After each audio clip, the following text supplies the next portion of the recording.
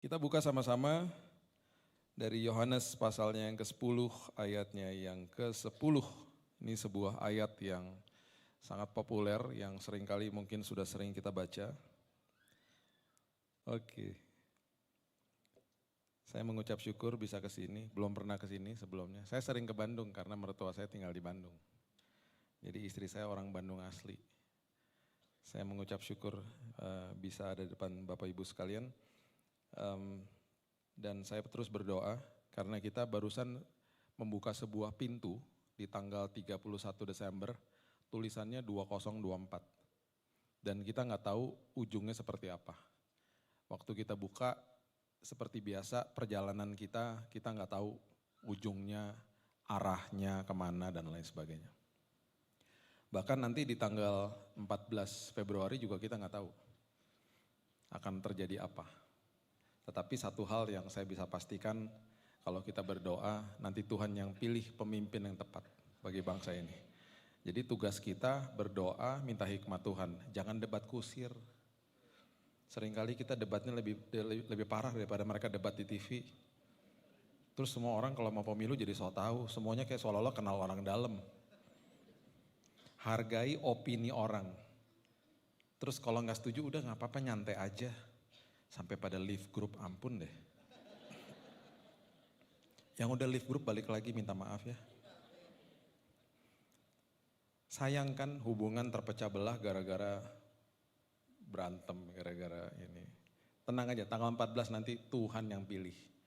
Karena gereja berdoa. Buktinya sekarang sampai hari ini Indonesia jaya dan hebat kok. Karena Tuhan. Karena anak-anak Tuhan berdoa. Jadi untuk nanti berikutnya ya udah pasti Tuhan tolong lah ya. Jadi tugas kita minta hikmat Tuhan aja ya. Saya terus terang nih sampai hari ini saya belum tahu siapa yang saya mau pilih. Nanti tanggal 14 saya tahu, nanti Tuhan yang kasih tahu ya. Oke, Yohanes 10 ayat 10. Pencuri datang hanya untuk mencuri dan membunuh dan membinasakan. Aku datang supaya mereka mempunyai hidup dan mempunyai dalam segala kelimpahan. Seringkali yang saya paling gak suka adalah kalau ayat ini mulai dimutilasi dan kemudian dimulai dijelaskan secara salah. Karena dikatakan kelimpahan itu adalah sesuatu yang terlihat di luar. Kelimpahan itu adalah sesuatu yang harta, jabatan, status, ketenaran, dan bahkan uang.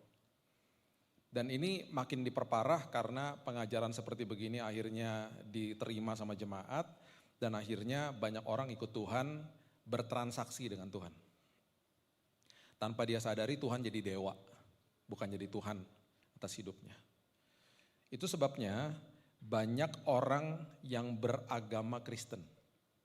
Orang Kristennya sedikit. Saya ulang ya, kalau belum ngopi lewat tuh barusan. Orang yang beragama Kristen itu lebih banyak daripada orang Kristen. Orang beragama Kristen itu adalah orang yang terjebak di dalam prinsip agamawi. Dia tidak sadar bahwa kekristenan adalah sebuah hubungan. Yesus datang nggak pernah bawa agama.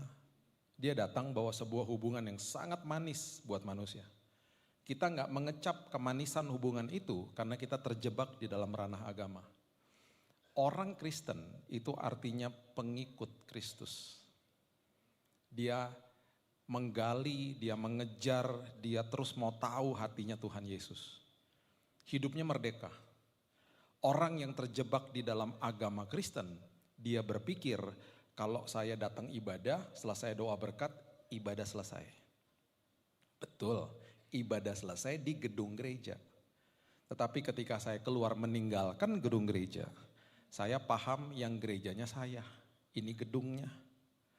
Jadi dimanapun saya injak kaki saya, tempat itu berubah jadi tempat ibadah. Karena saya gerejanya. Itu baru pemahaman yang benar.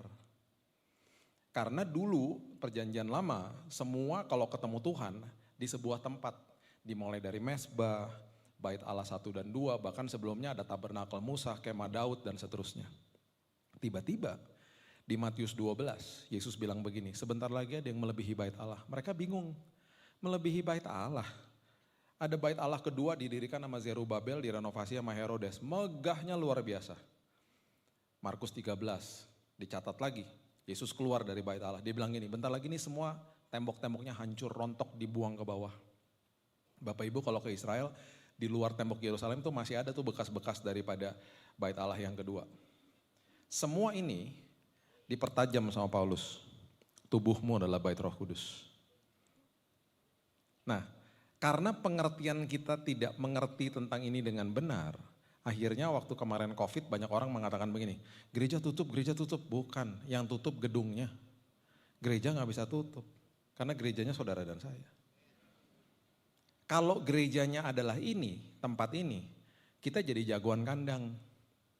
Kita merasa bahwa ibadah selesai di dalam gedung gereja. Akhirnya yang didengungkan untuk jadi garam dunia, terang dunia tidak terlaksana. Tetapi kalau kita paham kita gerejanya, tempat di mana saya injak kaki saya berubah jadi tempat ibadah. Formatnya beda. Saya masuk ke mall gak bahasa roh di mall. Waktu saya masuk ke mall, dibukain pintu sama satpam, saya bilang begini misalnya, makasih Pak, itu ibadah. Berapa banyak di antara orang yang dibukain pintu gak pernah bilang terima kasih. Si satpamnya karena udah SOP dia begini-begini aja, makasih. Giliran tiba-tiba saya bilang terima kasih sama dia kaget sendiri, iya Pak. Gitu.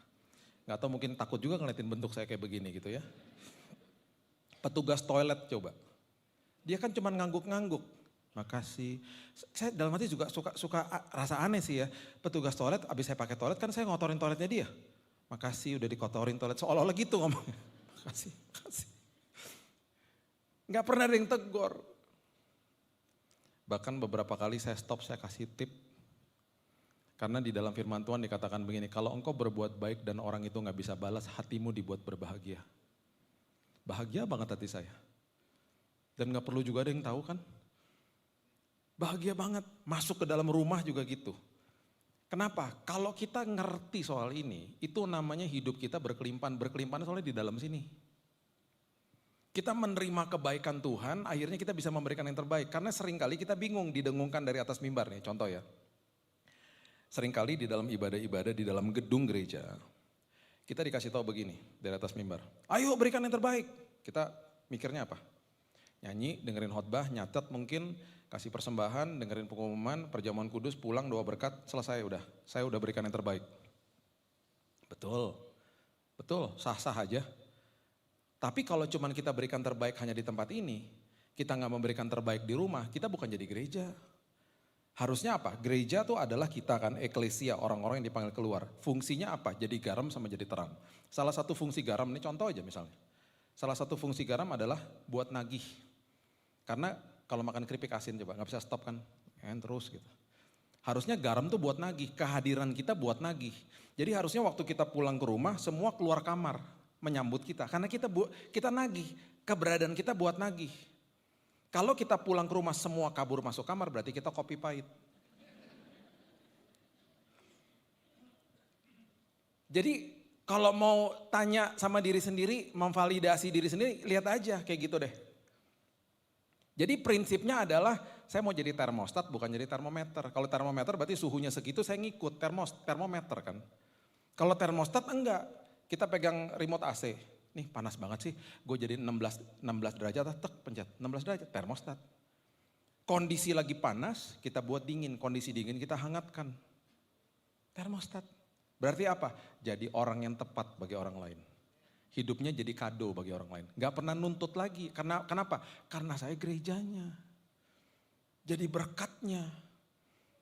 Coba contoh misalnya, kita kalau lihat gedung gereja, kotor misalnya. Kita kan gak suka. Ini siapa sih kok gak diberesin sih gitu. Kita pengennya gedung gerejanya rapih seperti begini. Tetapi kenapa bait Allah yang sebenarnya yaitu diri kita masukin sampah ayo.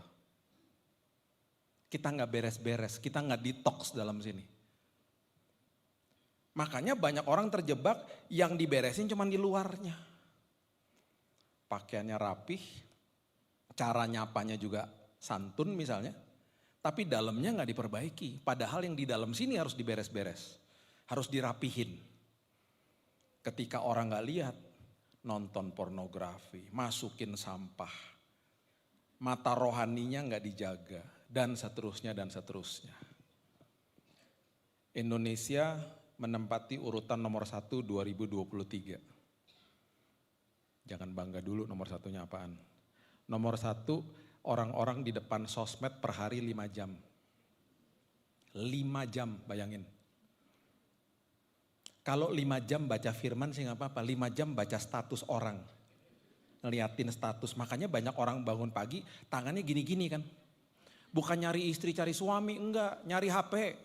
Istri suami kagak ada bodo amat, HP mana. Buka HP langsung ngeliatin status kemarin kenapa baru yang like 1 ya. Gak penting banget coba. Makanya tahun 2020 lagi malam-malam saya habis ngomong gini nih sama gereja ya. Ini hari Minggu nih. Baru negor jemaat paginya di gereja. Ayo baca firman ya, baca renungan harian. Malam-malam lagi ngambil air dari kulkas jam 11 malam mau balik ke kamar. Tiba-tiba ada suara begini, Bill tulis renungan harian. Hah? Tulis renungan harian? Sampai saya taruh tuh gelasnya di meja. Jam 11 malam keras banget suaranya. Tulis renungan harian. Kayak gimana? Ya tiap hari kamu tulis renungan, kamu posting. Kan susah Tuhan. Terus Tuhan bilang, kan suara saya. Ya tapi kan gak audible.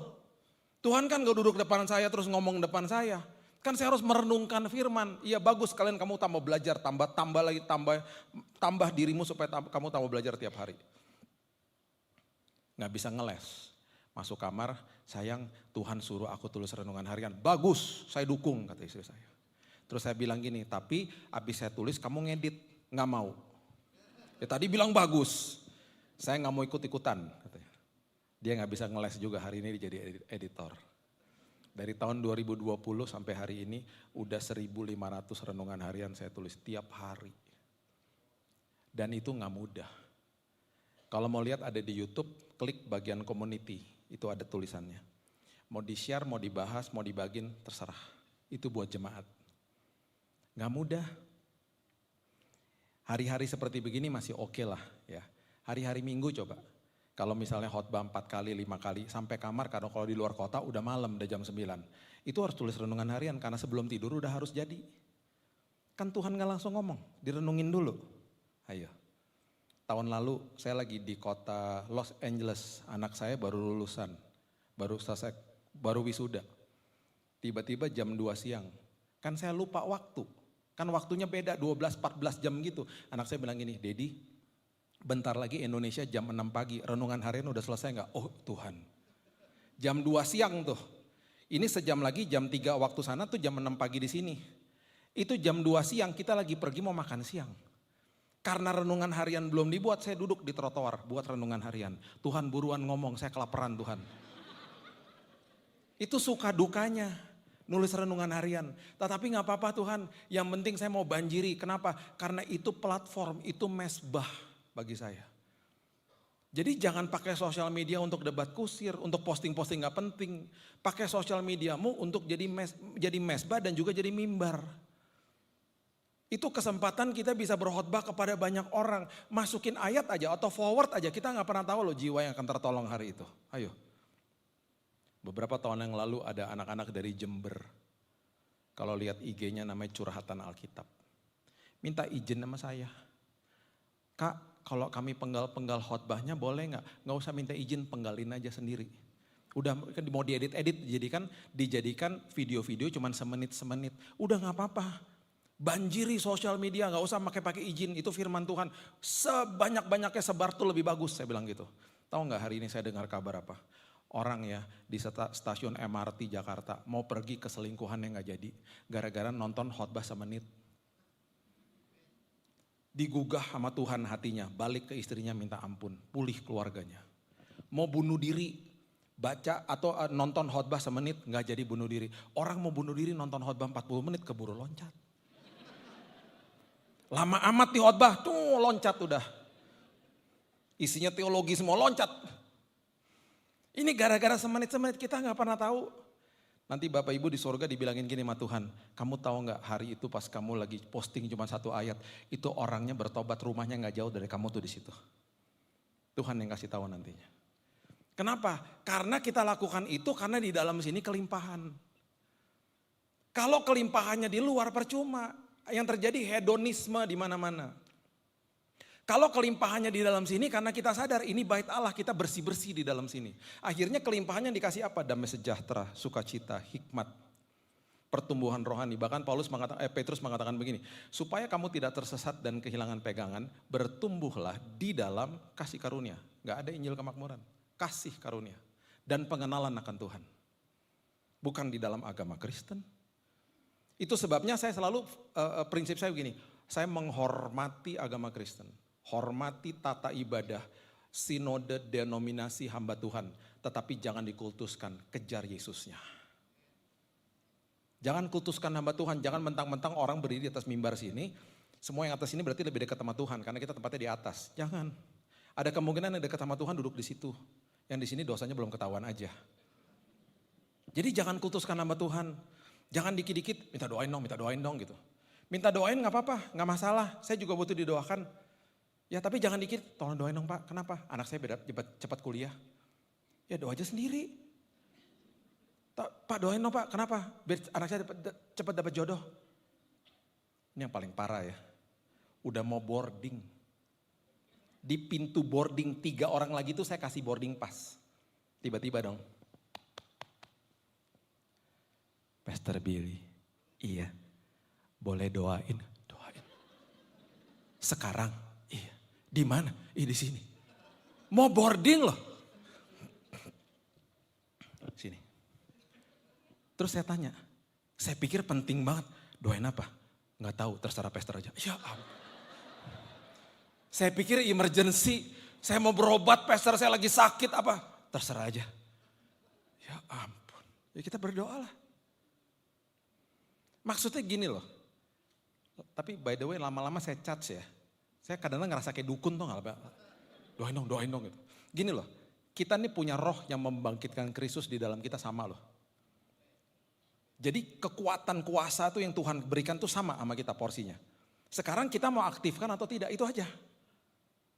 Jadi jangan pernah berpikir bahwa yang berdiri di mimbar lebih besar kuasa dari saya. Enggak, sama aja. Kita kakak beradik di dalam keluarga besar Allah, Bapaknya satu.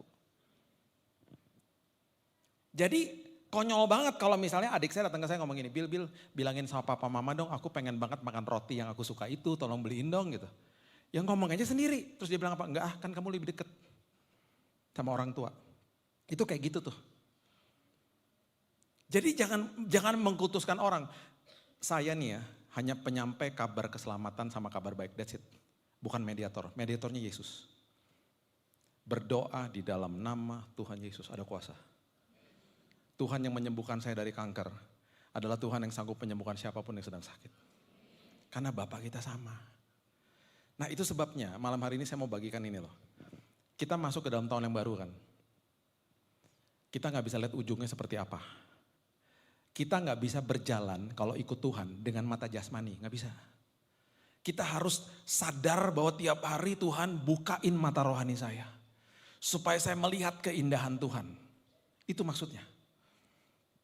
Nah masalahnya adalah kita akan terus terpengaruh sama mata jasmani.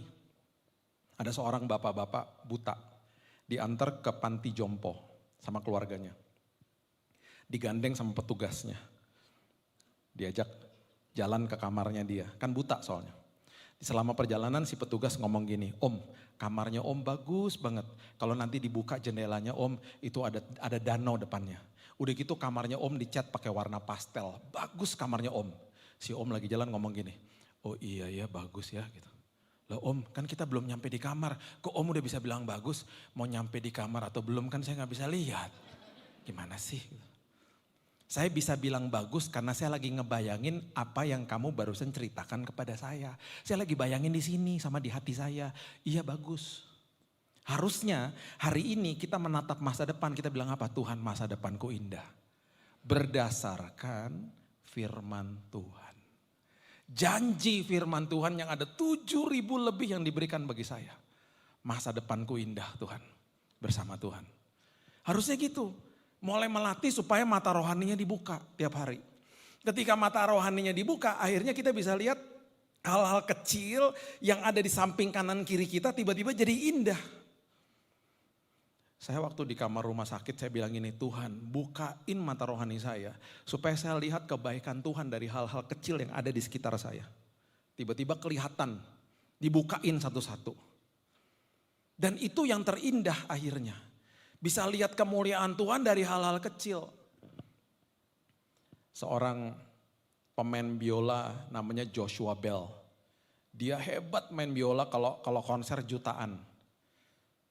Satu hari di sebuah kota di Amerika, dia iseng-iseng di pagi hari, dia pakai topi, dia turun ke stasiun kereta di bawah tanah.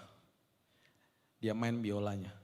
Biolanya dari tahun 1700, makanya konsernya mahal. Orang mau lihat biolanya, mau lihat dia jago banget main biolanya. Dia katakan apa? Orang lalu lalang di depannya dia, ribuan turun naik kereta, gak ada yang tahu itu dia. Tiba-tiba ada satu orang ibu yang perhatikan terus mulai begini. Joshua, iya. Dia nonton konser Joshua Bell 45 menit gratis. Karena dia tahu itu siapa. Dia kasih tip $20. Seringkali ya, karena kita terkesima sama masalah dan lain sebagainya, kita gak sadar Tuhan selalu hadir. Dia selalu ada dan tidak pernah sedetik pun dia tinggalkan kita. Makanya mulai keluar kata-kata bersungut-sungut.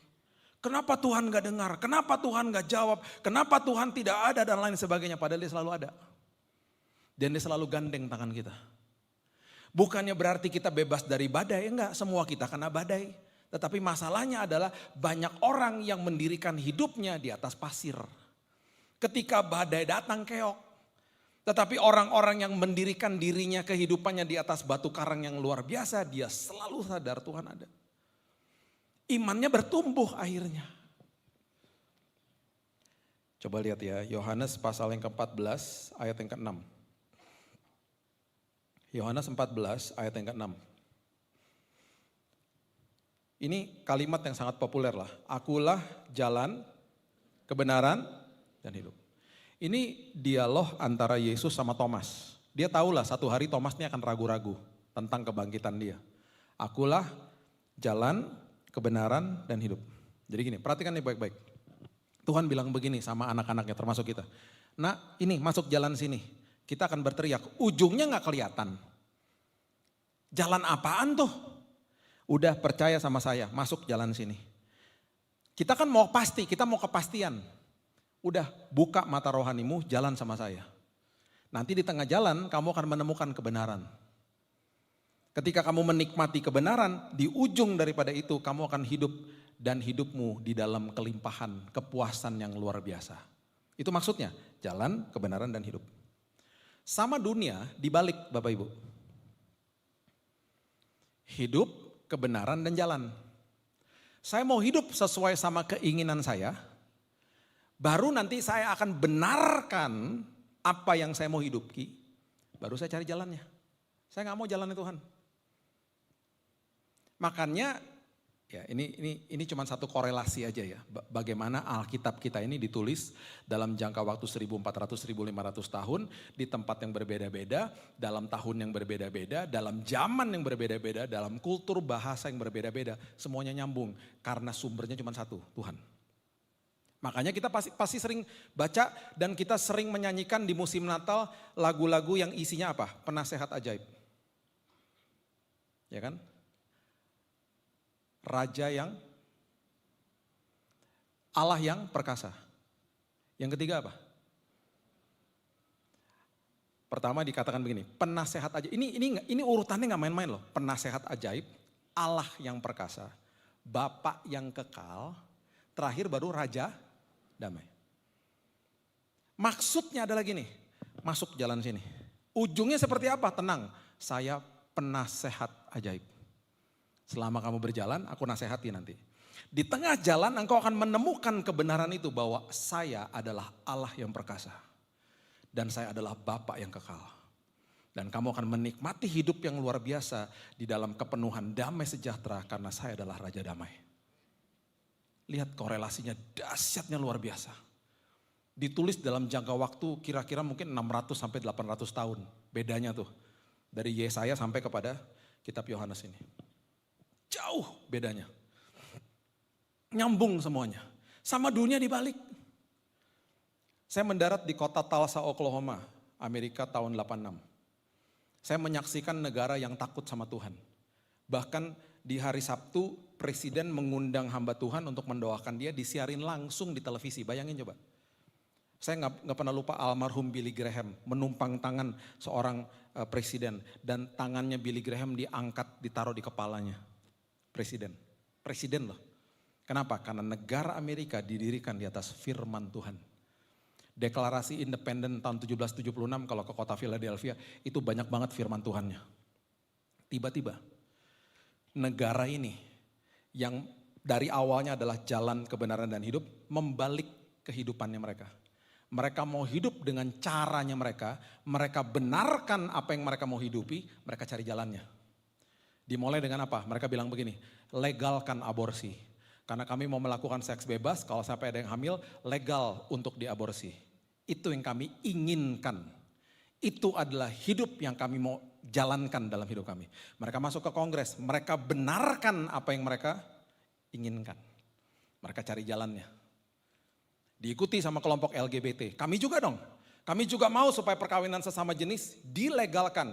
Mereka mau hidup seperti begitu, mereka benarkan cara mereka dilegalkan. Bahkan sekarang boleh mengadopsi anak. Bapak Ibu bisa bayangin anak besar di dalam keluarga yang dua-duanya pria, dua-duanya wanita orang tuanya. Dan mereka cari jalannya. Hari ini, negara ini distorsi kemoralannya begini udah. Bahkan hari ini sedang diwacanakan, bayangin ya. Itu lebih parah lagi nih. Sedang diwacanakan, belum jadi undang-undang. Anak 6, 7, 8 tahun boleh memilih. Kalau dia dilahirkan pria dan dia gak mau jadi pria, dia mau jadi wanita, silahkan memilih di umur 6, 7, 8 tahun. Kalau dia sampai dianulir atau tidak perbolehkan sama orang tuanya bisa pidana. Coba bayangin coba, distorsi negaranya. Makanya saya bilang sama banyak orang tua, walaupun kamu punya uang, jangan kirim anaknya ke sana. Kirim ke negara yang lain aja. 25% populasi penjara dari situ. Mengerikan. Kenapa saya bisa ngomong gini? Karena saya lihat sendiri, saya tinggal 13 tahun di situ. Terdistorsi yang takut sama Tuhan tiba-tiba begini. Karena ini yang mereka lakukan. Nggak mau jalan kebenaran dan hidup, tetapi dibalik. Hidup kebenaran baru cari jalannya. Dan itu, ya, oke, puji Tuhan lah kita nggak lakukan itu di sini. Ya, kita masih ada benteng-benteng yang luar biasa dari teman-teman dari agama Muslim gitu ya, dari NU dan lain sebagainya. Saya percaya nggak akan masuk lah ke Indonesia. Saya percaya itu LGBT walaupun udah deket ya dari Australia, Taiwan, nggak akan masuk sini lah. Kita harus mengucap syukur buat itu. Ya, nilai-nilai itu nggak akan bisa tembus lah, karena ini negara beragama. Jadi perhatikan ini baik-baik. Bagi kita anak-anak Tuhan, di dalam kehidupan rohani kita, seringkali kita akhirnya keok, depresi, stres. Karena kita nggak mau masuk ke dalam jalan itu. Dan akhirnya kita mau cari jalan sendiri. Dan akhirnya kita mulai gugur imannya satu-satu. Saya kasih 4 level dengan cepat aja ya. Level paling bawah, tidak lihat, tidak percaya. Itu lumrah sebenarnya. Nggak lihat Tuhan, nggak percaya. Terjadi sama siapa? Raja Ahaz. Kata Immanuel yang pertama kali didokumentasikan di Alkitab, itu ada di kitab Yesaya. Itu diberikan sama Nabi Yesaya kepada, ya, dari Nabi Yesaya kepada Raja Ahaz. Raja Ahaz dikepung sama negara-negara, kerajaan-kerajaan yang lain. Nabi Yesaya datang, dia bilang begini, Raja, Tuhan tuh mau menolong Anda. Tuhan mau menolong Anda. Dan Tuhan yang mau menolong Anda ini 600 tahun lagi akan lahir menjelma jadi manusia, namanya disebut Immanuel. Allah beserta denganmu. Dia mau beserta denganmu. Dia bilang apa? Saya nggak mau. Saya mau minta bantuan kerajaan Asyur.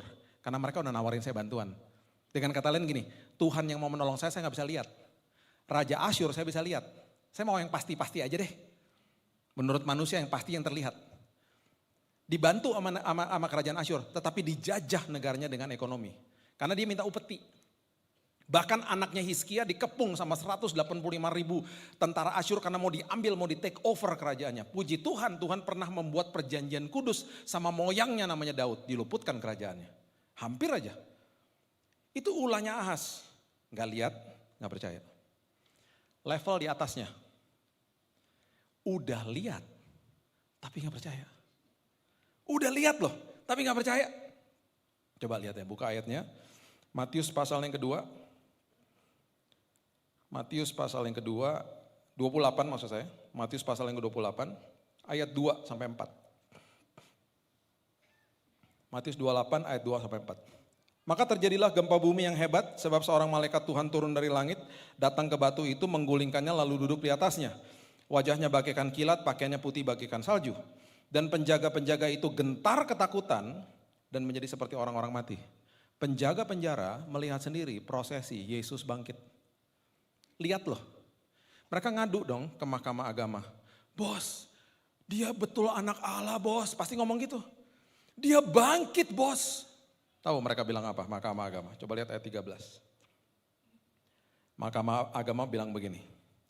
Kamu harus mengatakan bahwa murid-muridnya datang malam-malam dan mencurinya ketika kamu sedang tidur. Kebohongan ini Alkitab mencatat masih dipercaya sampai hari ini. Makanya kalau kita ke Israel nggak sampai 5% percaya Yesus. Udah lihat, nggak percaya. Sampai hari ini yang melakukan hari Sabat secara letterlek dengan pengertian perjanjian lama masih banyak. Berapa tahun lalu kalau nggak salah, kami ada di Nazaret. Ada seorang teman-temannya kami yang ada di sana, orang Yahudi, keluar dari rumahnya karena itu musim panas. Dia mencari temannya untuk masuk ke dalam rumahnya untuk pencetin tombol AC. Karena itu hari Sabat. Mencet tombol AC aja nggak boleh. Terus saya bilang gini, kalau dia gak ketemu temannya gimana? Ya kepanasan di dalam rumah. Jadi tombol AC di depan mata nggak boleh dipencet karena hari Sabat. Nanti malam kalau dia kedinginan, dia cari lagi temannya keluar. Tolong matiin dong. Kalau masuk ke lift, semua tombol udah nyala. Karena gak boleh pencet tombol lift. Jadi semua lantai berhenti. Itu dilakukan sampai hari ini. Dan itu cikal bakalnya dari kebohongan-kebohongan ini. Bayangin udah dapat berita yang otentik diubah jadi hoax. Gak lihat, tidak percaya. Udah lihat, masih gak percaya. Level di atasnya. Lihat dan percaya. Lumrahlah. Lihat percaya, siapa? Thomas. Makanya Yesus bilang begini, Yohanes pasal yang ke-20, ayat yang ke-29.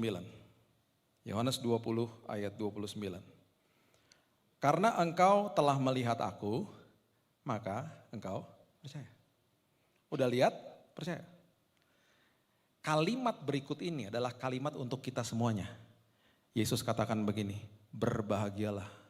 Ini kalimat ini adalah kata makarios atau diberkatilah. Mereka, diberkatilah kita semua yang duduk di tempat ini. Yang tidak melihat Yesus secara fisik. Namun hari ini kita percaya. Kita diberkati semuanya. Kita bilang sama Tuhan, Tuhan aku percaya berdasarkan firman-Mu. Dari kita lahir sampai nanti kita menutupkan mata, kita tidak akan pernah lihat Yesus secara fisik. Dan kita diminta percaya untuk masuk ke dalam jalan itu. Bapak Ibu diminta percaya dengan mendengar khotbah dari suara hati Tuhan yang disuarakan lewat mulutnya seorang Billy Lantang. Seorang manusia yang sama seperti Bapak Ibu sekalian. Bapak Ibu diminta percaya ketika nanti sampai rumah baca firman Tuhan. Bapak Ibu diminta percaya ketika dengerin YouTube atau apapun sosial media yang mendengar khotbah misalnya. Kita diminta untuk percaya kepada Tuhan yang kita nggak lihat secara fisik. Tetapi justru ketika itu yang kita lakukan, perkara besar justru terjadi. Karena justru di saat seperti itu, dia menghormati, dia bahkan Alkitab mengatakan dia begitu heran dengan iman seperti begitu. Dan justru mujizat dinyatakan dalam hal-hal seperti itu. Itu yang terjadi sama perwira dari Roma, coba kita baca. Matius pasal yang ke-8 ayat yang ke-5. Matius 8 ayat yang ke-5. Ketika Yesus masuk ke Kapernaum, datanglah seorang perwira, ini perwira Romawi loh, bukan orang Yahudi. Ya, mendapatkan dia dan memohon kepadanya. Tuhan, hambaku terbaring di rumah karena sakit lumpuh. Ia sangat menderita. Perhatikan ayat 7, Yesus bilang apa? Aku akan datang menyembuhkannya. Wah, wow, Tuhan mau datang dan dia bilang aku akan menyembuhkannya. Wow, luar biasa kepastian, betul. Tahu nggak perwiranya ngomong apa? Karena dia biasa di dalam hierarki yang bagi dia itu bos nggak usah datang lah. Dia udah kebiasaan begitu. Karena dia ada di dalam legions atau di dalam ranking perwira. Makanya dia bilang begini, ya ayat 8. Tuhan, aku tidak layak menerima Tuhan di dalam rumahku. Katakan saja sepatah kata maka hambaku akan sembuh. Karena di dalam ranking saya begitu. Bos atau jenderal mengatakan apa, saya sampaikan anak buah pasti ngikut dan terjadi pasti. Terus dia bilang, dia terusin lagi. Sebab aku sendiri ini seorang bawahan, di bawahku ada pula prajurit. Jika aku berkata kepada seorang prajurit pergi, maka ia pergi. Kepada seorang lagi datang, maka ia datang. Ataupun kepada hambaku kerjakan ini, maka ia akan mengerjakannya. Setelah Yesus mendengar hal itu, perhatikan kalimat ini.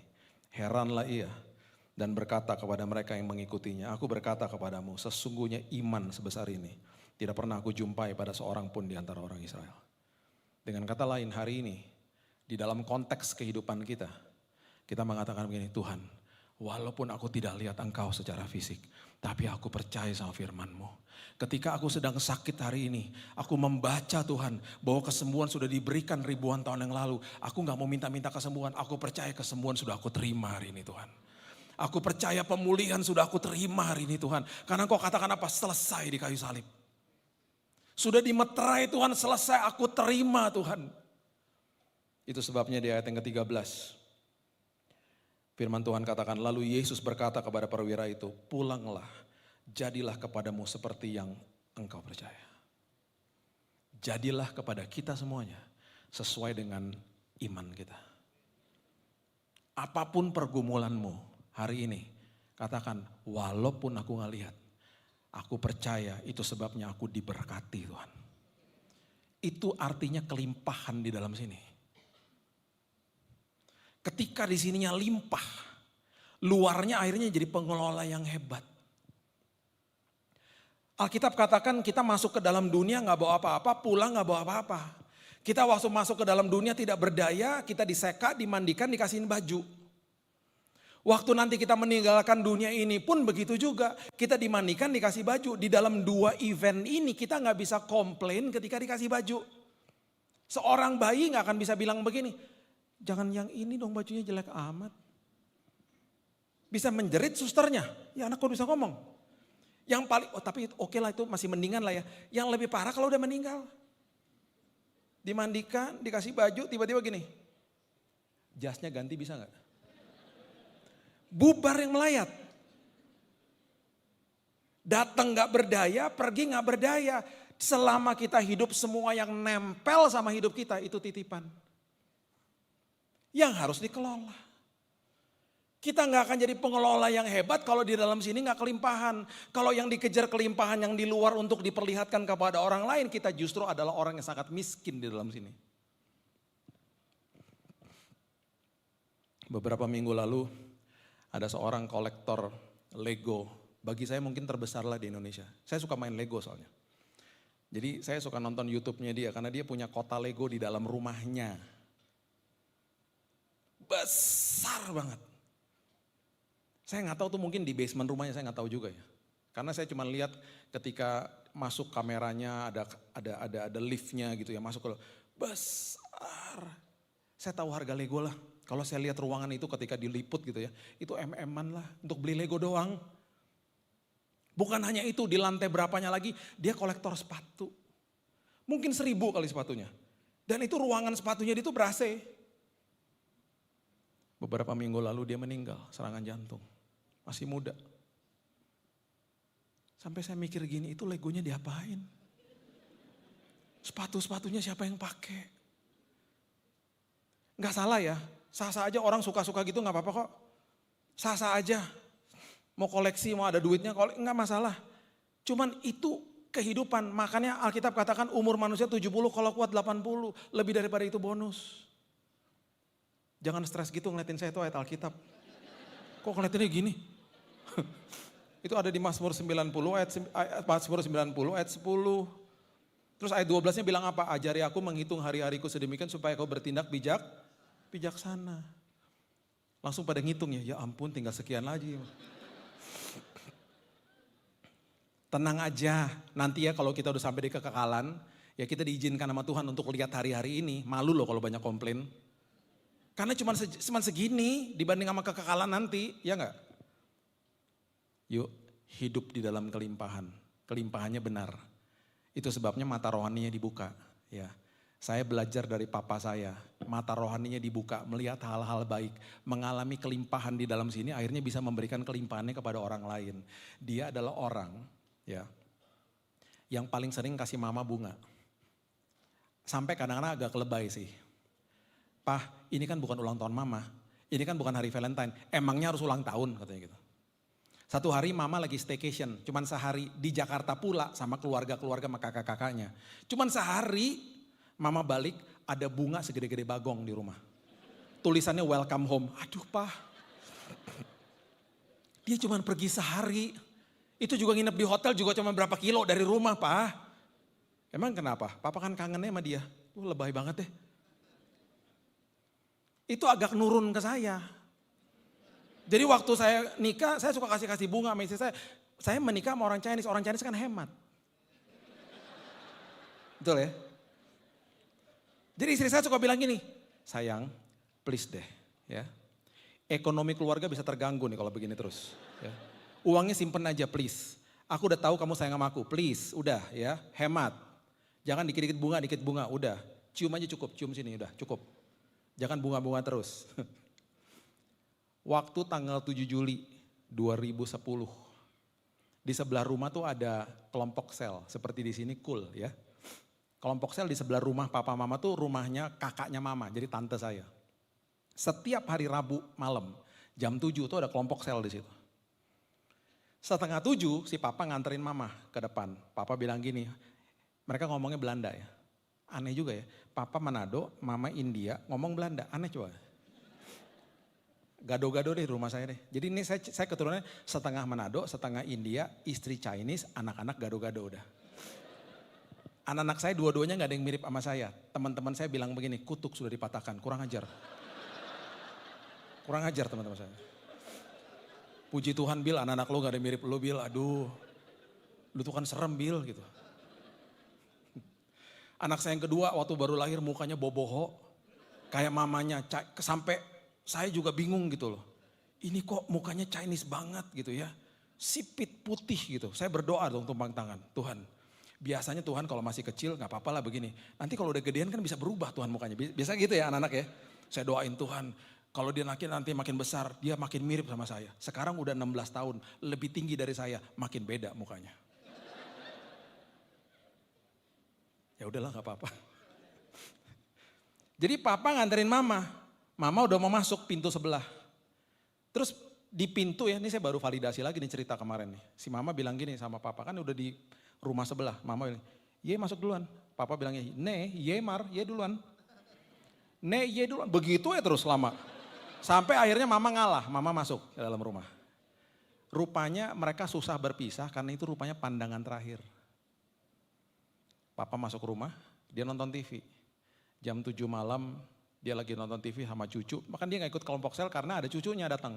Sama ada adik saya. Lagi nonton TV jam 7 malam dia dipanggil pulang Tuhan selamanya.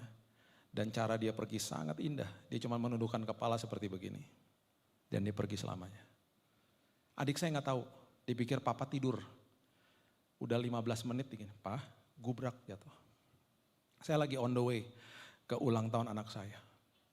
Saya udah gak ketemu lagi. Sepanjang hari kami semuanya ditelepon sama dia. Cuman ditanya apa kabar. Rupanya mau pamitan.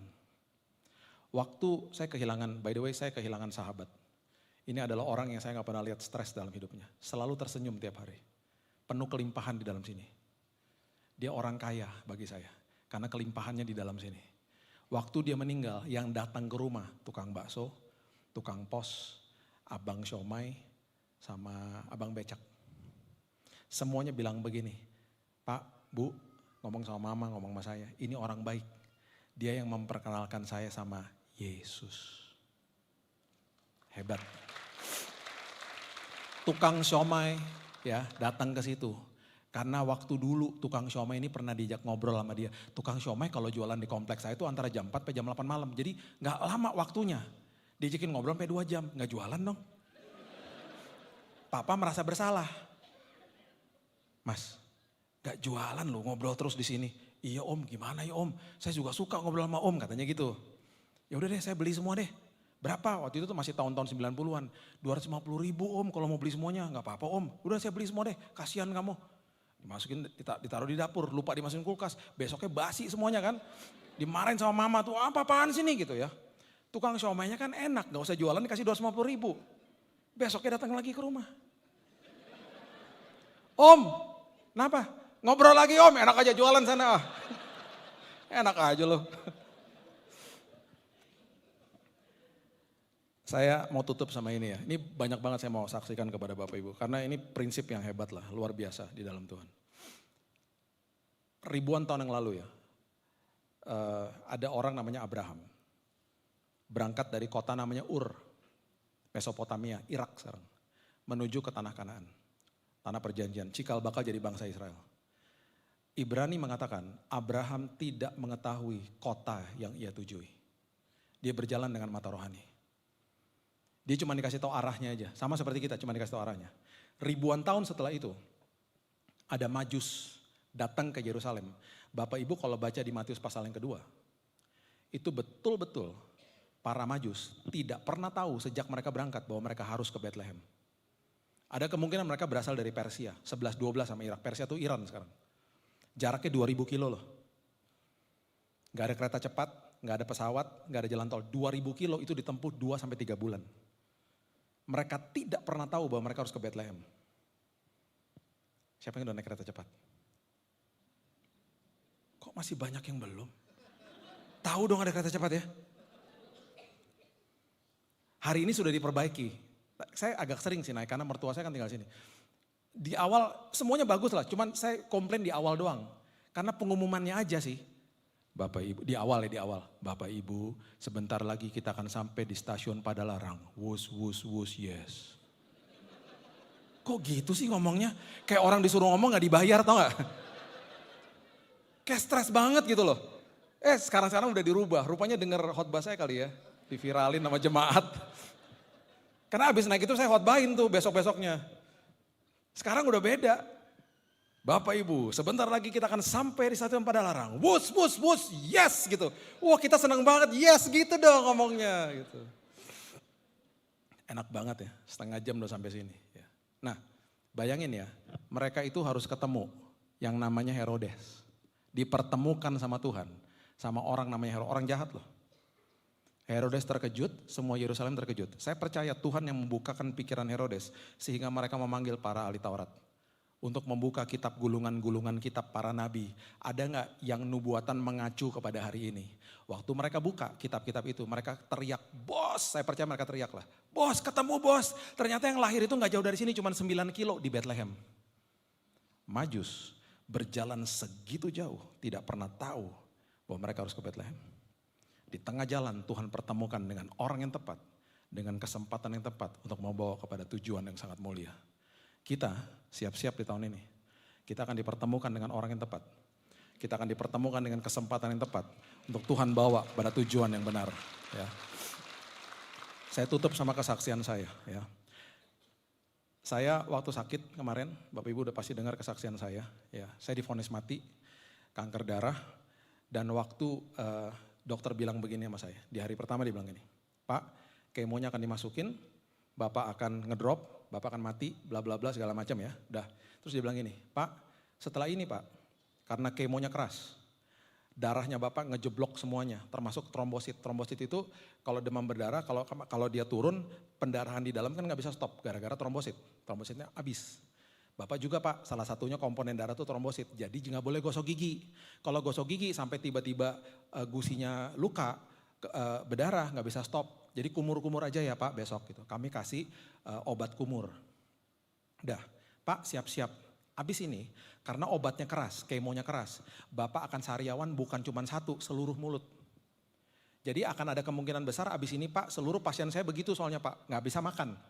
Nggak bisa makan, nanti nutrisi kita infus saja. Udah siap-siap ya Pak gitu. Oke. Saya cuma terima semuanya gitu. Udah. Besoknya Istri saya, ini kejadian di Singapura. Istri saya lagi mau beli makanan karena dibilang gini, mumpung kamu lagi bisa makan, kamu mau makan apa? Abis ini sariawan semua.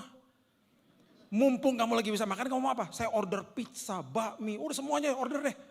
Mumpung bisa makan nih, sebelum sariawan kan. Es krim lah segala macam. Jadi dia keluar, mau belanja makanan. Lagi dia keluar mau belanja makanan, dipertemukan sama Tuhan sama temannya. Temannya kaget. Ngapain lo Gap di sini? Si Billy kan lagi dirawat. Ya ampun kenapa gitu. Suami gue kena cancer bla bla bla ngobrol-ngobrol nih. Terus gimana? Oh dia lagi dirawat gini. Lu lagi mau ngapain? Mau beli makanan karena katanya dokter bentar lagi dia sariawan. Tahu nggak temannya bilang apa? Oh gitu. Lu tahu nggak? Gue nih punya produk oral drops, obat kumur dari herbal. Mau coba nggak? Tapi kan udah dapat dari rumah sakit, nggak apa-apa pakai punya gue aja. Ganti aja, gue lagi bawa nih gue kasih gratis. Dibawa sama istri saya. Besoknya saya pakai. Dari hari itu, berapa tahun lalu tuh, 5 tahun lalu ya, sampai sekarang. Saya pakai tiap hari. Saya tidak pernah sariawan. Waktu dokternya nih masuk ke kamar besok itu, kan dia ngecek. Kan semua pasien, ini profesor dokter loh. Ya, udah jam terbang tinggi. Semua pasien kena sariawan. Jadi besoknya dia datang, ngecek. Udah ada sariawan? Belum. Oke. Besoknya masuk kamar lagi. Seperti biasa kan regular check up kan. Ngecek semuanya, lihat monitor gitu. Terus pertanyaan terakhir sebelum dia pergi selalu gitu. Sariawan udah ada? Belum. Oke. Besoknya balik lagi. Ngecek semuanya. Dilihat ada makanan. Masih bisa makan? Iya. Sariawan gak ada? Gak ada. Saat itu dia gak percaya. Coba buka mulut. Disenter sama dia. Kok gak ada? Ya gak ada lah. Kok gak ada? Ya jangan sampai ada lah. Ini kok bisa gak ada? Saya kasih tunjuk. Ini dok, saya dikasih sama teman saya. Wah ini bagus banget. Saya gak pernah lihat nih kayak begini. Saya pakai itu. Saya gak pernah sariawan satu pun gak ada. Saya makan begitu lahap. Dan katanya dokter, salah satu pemulihan saya karena saya makan begitu banyak. Kenapa? Karena di saat yang genting, ketika kita berjalan dengan mata rohani dan dengan ucapan syukur, Tuhan pertemukan dengan orang yang tepat, kesempatan yang tepat. Karena Tuhan memelihara hidup kita. Gak usah takut masuk ke dalam tahun yang baru, doa saya Bapak Ibu mengalami Tuhan. Di ujung tahun ini kita akan sampai di ujung dengan selamat, dengan aman, dengan nyaman. Karena kita berjalan bersama Raja Damai. Amin. Berikan tepuk tangan kita untuk Tuhan kita.